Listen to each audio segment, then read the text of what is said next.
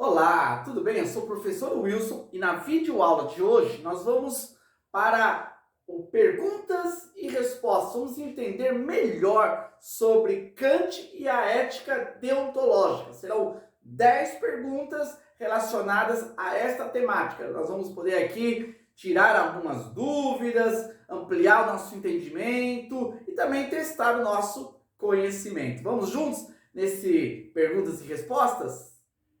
Quem foi Kant? Questão número 1. Kant foi um importante filósofo do período moderno. Ele viveu no século XVIII.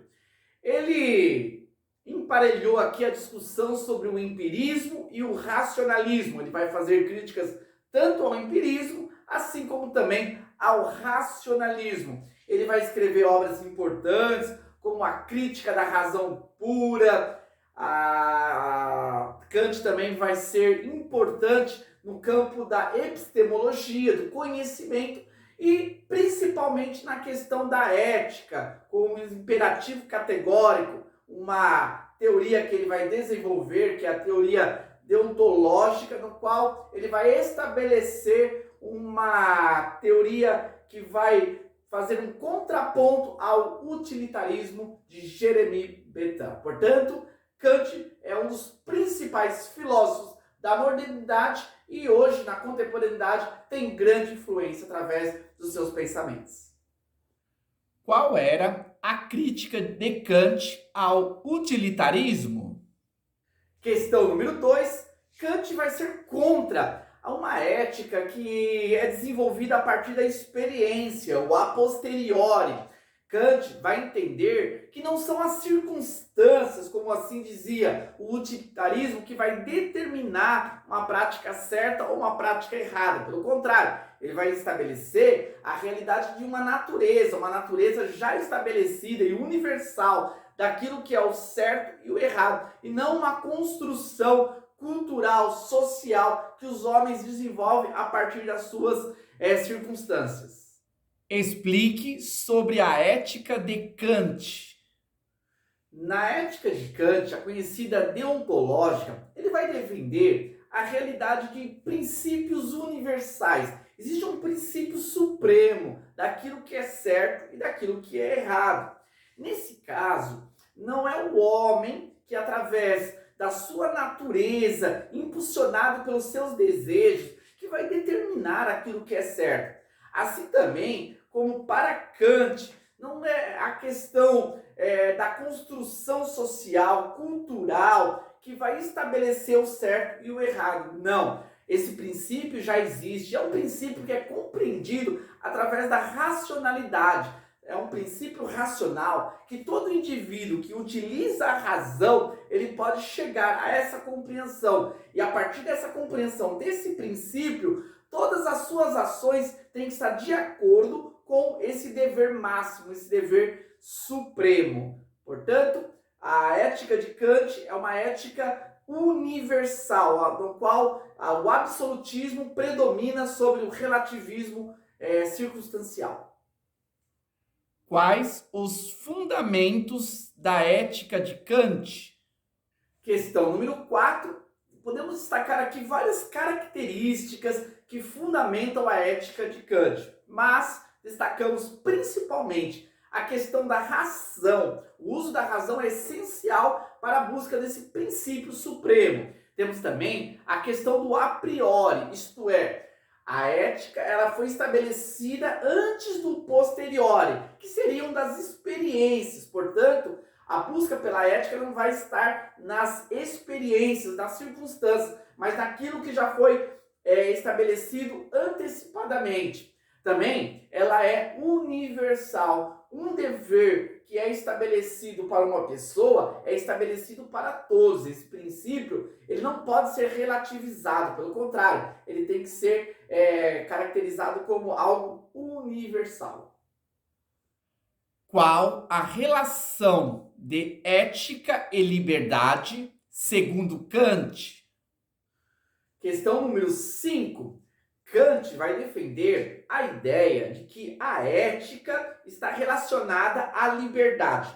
Por liberdade, Kant vai entender as normas próprias, normas já estabelecidas como certo. Portanto, o indivíduo livre é o indivíduo que pratica as normas próprias, as normas que já estão estabelecidas. Nesse caso, está de acordo com a ética de Kant. Então, ser livre é praticar a ética, seguir os princípios universais e não aquilo que é circunstancial.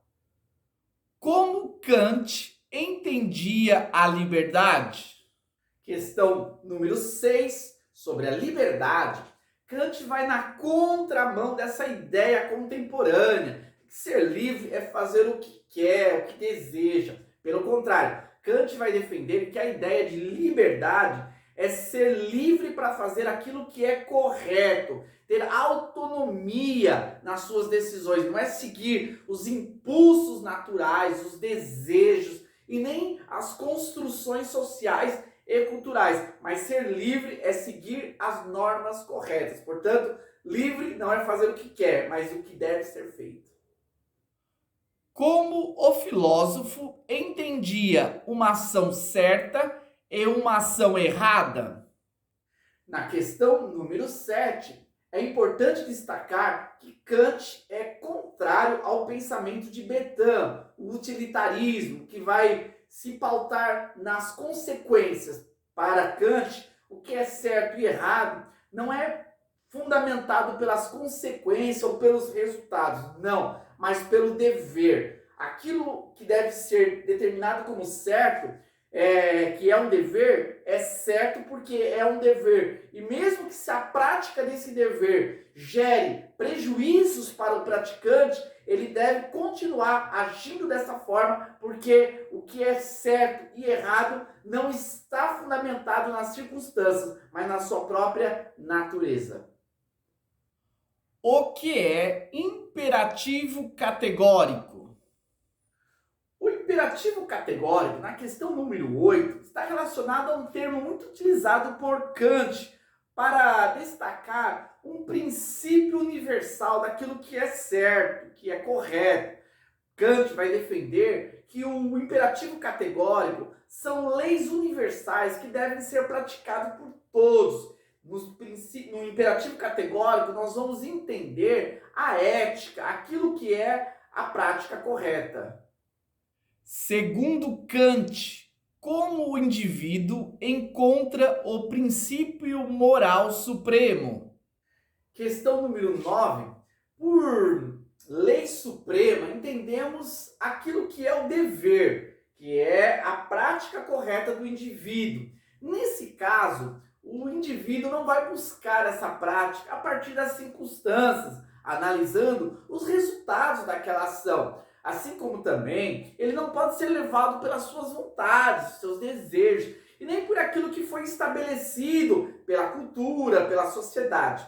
Mas ele deve buscar através da razão. A razão vai orientar o indivíduo a entender qual é esse princípio supremo, essa moral máxima. E a partir dessa moral máxima, que é o dever, todas as outras ações têm que agir de acordo com essa moral suprema.